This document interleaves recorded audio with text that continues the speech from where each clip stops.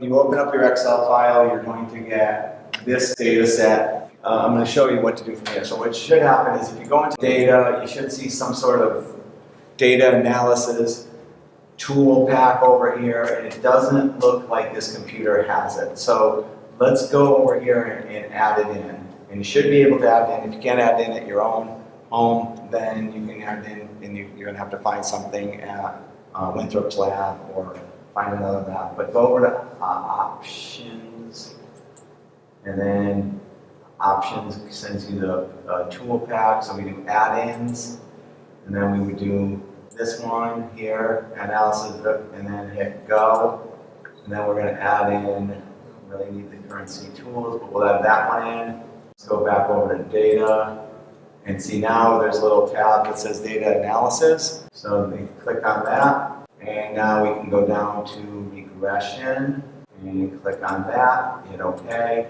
All right, and so now we can run our regressions. So the Y range is going to be what we're estimating, which is going to be your column B here. So I'll just pick a couple, because that's going to be my Y range, and then my X range would be the other variables. And so now I have my X and my Y variable. My output range, I'm just going to click here. So now my output will just pop over into this cell right here. So now what you could do is these are each of the variables, 1 through 4. These are all your relationships here, and this will form your equation.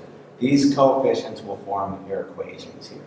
Right, so variable 1 would be a relationship between price. This would be like variable 1 here. And you could do this differently, because I could have included these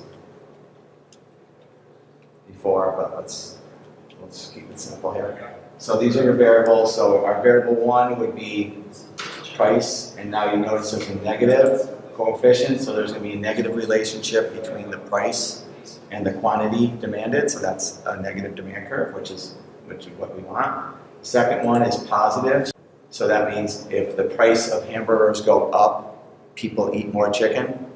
We've heard that phrase before. Okay, so that makes sense. That means they're substitute goods. And then here, advertising is positive as well, so that means as advertising goes up, people will demand more chicken. And the next one is income. So if income goes up, then people will eat more chicken. So income, in that case, you know that it's a normal good. So now we're looking at elasticities too. So that's what this allows us to do. Now in your case, you'll have different variables here, because you have different coefficients, because you're going to use the whole data set. I just used the first 10 numbers or so. Okay, so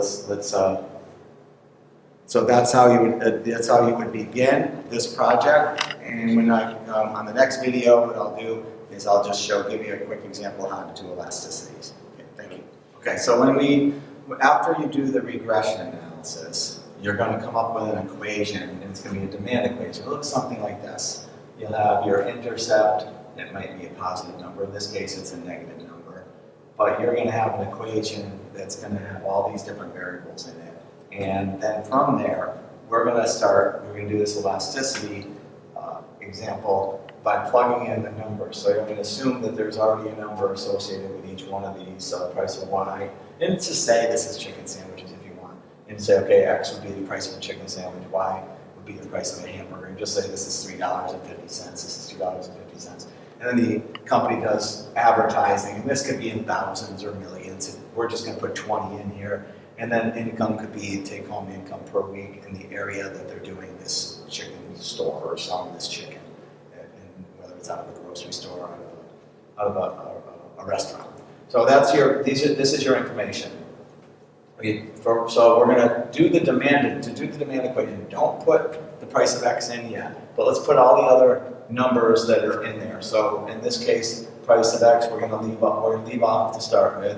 And then price of Y is going to be here. So we're going to we'll put in the number for the price of Y. So in that case, we'd say 9 times $2.50, right? Plus, so put that there. And then 5.5 times 20. And then 0.67 times 360. And we plug all these numbers in and put everything together, and you're going to end up with this demand equation here. So that's once those numbers are plugged in and once you solve for them, so it's going to be 9 times this, and you have all this information here, then you're going to end up with this equation. All right, now that being said, now we have to figure out what these elasticities are. Right? So the elasticity is going to be the formula for elasticity. So for price elasticity, it's going to be your D of your equation. So in this case, we're doing the quantity of X over Py, the derivative of, Py with respect to Py. Okay. And then this is going to be your elasticity equation, and then you multiply that by the price of X over the quantity. So to solve for the quantity, then we're going to have to put in the number for Px here. So the number, once you plug in, you say quantity of X is equal to 368.3. Now we can put in the Px, and that's going to be 3.5. So multiply that out, and you get your quantity of X is equal to 284.3. 284.3. We already know the price of X, which is given, is going to be $3.50. So what we need to do is solve for the derivative of this equation right here. So this is our key equation.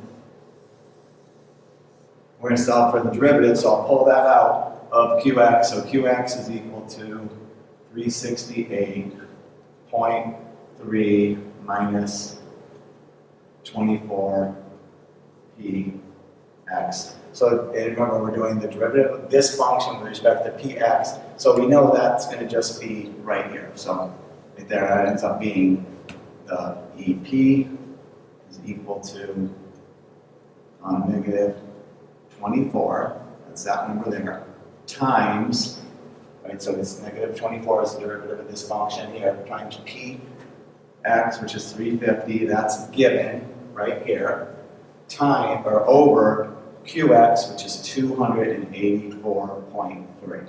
So solve this out, price, negative number, which is good, and so we have negative 24 times 350 over 280, and that comes out to be a negative 0.295. All right, and now when it comes to an interpretation of that number, then since we're doing a price elasticity, when you have price elasticity, then you're solving for elasticity. You're solving for whether it's going to be either inelastic, unit elastic, or elastic. Number is always going to be negative, right? So we're looking at a number line here. Let's just say this is 0. Your price elasticity is always going to be over here. So -1, that's unit elastic. Anything in here between 0 and -1 is going to be inelastic. And anything over here to this side, that's like -2, -3, -4, all these numbers over here are going to be elastic. So this is our range now. So we said this is -0.25, so we're killing right here. So this is going to be inelastic. And that's it. So that's how you would solve for a price elasticity.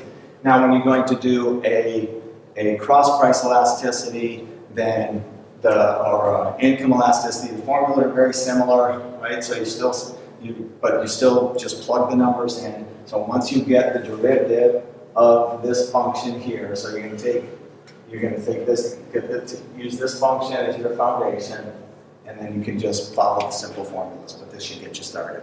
And good luck on the elasticity part. This is going to be applied to the chicken sandwich equation. So lots of questions about relationships in there, and just look at the signs for relationships. Questions about complements or substitutes. When you do cross price elasticity, you're solving for those. And there's questions about income. Is it a luxury good or a necessity good or an inferior good? And just follow the notes and plug in the numbers, and you shouldn't have too much trouble with this one. Good luck.